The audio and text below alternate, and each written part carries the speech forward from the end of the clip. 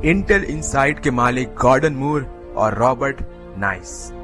Intel insight का विज्ञापन आज दुनिया भर में मशहूर है। इंटेल आज कंप्यूटर की ट्रस्ट का फैक्टर बन चुका है। अगर कंप्यूटर पर इंटेल इनसाइट का स्टिकर ना चिपका हो तो उसकी ट्रस्ट पर संदिग्धता मानी जाती है। कंप्यूटर चाहे कोई भी कंपनी का बन रहा हो, ग्राहक उसके भीतर इंटेल का प्रोसेसर ही चाहते हैं, और ऐसा क्यों ना हो, इंटेल ने ही तो माइक्रो प्रोसेसर का आविष्कार किया है। इंटेल के सह संस्थापक गॉर्डन मूर आज विश्व के अमीरों की सूची में 216वें स्थान पर हैं और उनके पास $4 अरब की संपत्ति है। इंटेल के शुरू होने की कहानी बड़ी दिलचस्प है। गॉर्डन मूर और रॉबर्ट नाइस फेयरचाइल्ड कंपनी में काम कर रहे थे। दोनों को ही विश्वास था कि छोटी छोटी चिपों में मेमोरी का संग्रह करना संभव है, लेकिन उनकी कंपनी फेयरचाइल्ड उनके सुझाव पर ध्यान ही नहीं दे रही थी। नतीजा ये हुआ, 1968 में गॉर्डन मूर और रॉबर्ट नाइस ने कंपनी छोड़ दी। उन्होंने 18 जुलाई 1968 को अपनी कंपनी NM इलेक्ट्रॉनिक्स की शुरुआत की, जिसका नाम बाद में बदलकर इंटेल कर दिया गया। वे कंप्यूटर मेमोरी को स्टोर करने के लिए एक छोटी सी सेमीकंडक्टर चिप का आविष्कार करना चाहते थे। हालांकि उस वक्त तक उन्होंने ऐसी चिप का आविष्कार नहीं किया था, लेकिन उन्हें अपनी प्रतिभा पर भरोसा था और सुनहरे भविष्य की उम्मीद भी थी। 2010 में इंटेल कंपनी फॉर्च्यून 500 की सूची में 56वें स्थान पर थी। इसकी आमदनी $43 अरब थी तथा मुनाफा $11 अरब।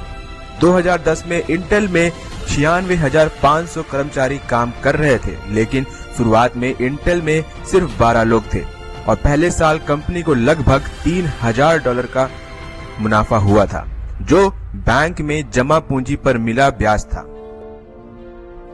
पहले साल इसके पास कोई प्रोडक्ट ही नहीं था जिसे यह बेच सके। अपना पहला प्रोडक्ट बनाने में इसे 1 साल का समय लग गया। इसके बाद भी सफलता की मंजिल दूर थी, क्योंकि वह प्रोडक्ट बाजार में ज्यादा नहीं चल पाया। यह एक तरह से अच्छा ही रहा, क्योंकि अगर वह प्रोडक्ट लोकप्रिय हो जाता तब भी वे उतना ज्यादा उत्पादन नहीं कर सकते थे। ज्यादातर कंपनियां जानती थीं कि सेमीकंडक्टर चिप का उपयोग मेमोरी स्टोर करने में हो सकता है, लेकिन बड़ी कंपनियों का मानना था कि सेमीकंडक्टर चिप में सामान्य से 10 गुना ज्यादा लागत आएगी। इसमें मुनाफा न दिखने के कारण किसी ने इस दिशा में कोशिश नहीं की, लेकिन इंटेल ने यह अनुमान लगाया कि बड़े पैमाने पर उत्पादन करके लागत कम किया जा सकता है और अगर मेमोरी चिप में ट्रांजिस्टरों की संख्या बढ़ा दी जाए तो मुनाफा भी बढ़ जाएगा। इंटेल ने लागत कम करके ऐसी मेमोरी चिप विकसित करने पर ध्यान केंद्रित किया जिस पर लगे ट्रांजिस्टरों की संख्या लगातार बढ़ती जाए। इंटेल के माइक्रो प्रोसेसर का आविष्कार तो संयोग से हुआ था। 1969 में एक जापानी company Nippon calculating company corporation ने इंटेल से लॉजिक चिप बनाने को कहा ताकि जटिल गणना करने वाले कैलकुलेटर में इसका इस्तेमाल किया जा सके। इंटेल एक छोटी चिप पर काम कर रही थी, इसलिए उन्होंने उसी चिप को विकसित किया। कई चिप लगाने के बजाय इंटेल के इंजीनियर टेड हॉफ ने 4 चिपों को एक साथ जोड़कर बीच में एक चिप लगा दी।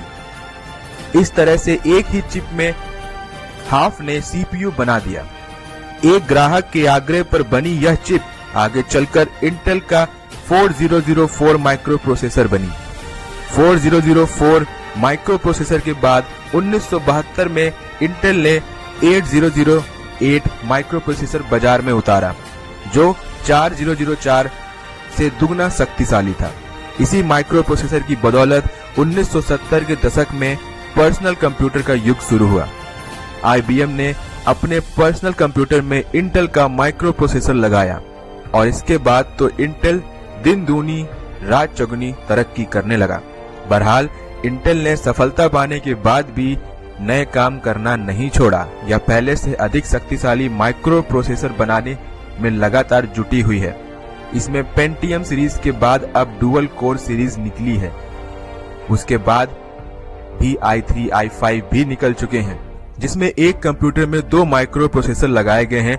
जून 2011 में इंटेल ने पहला पेंटियम मोबाइल प्रोसेसर रिलीज किया। अब इंटेल स्मार्टफोन और टैबलेट के प्रोसेसर बनाने पर ध्यान दे रही है। 2011 में ही इंटेल ने गूगल के साथ पार्टनरशिप की घोषणा की और 2012 से गूगल के एंड्रॉयड 2.3 के साथ इंटेल के एटम माइक्रो प्रोसेसर का उपयोग होने लगेगा।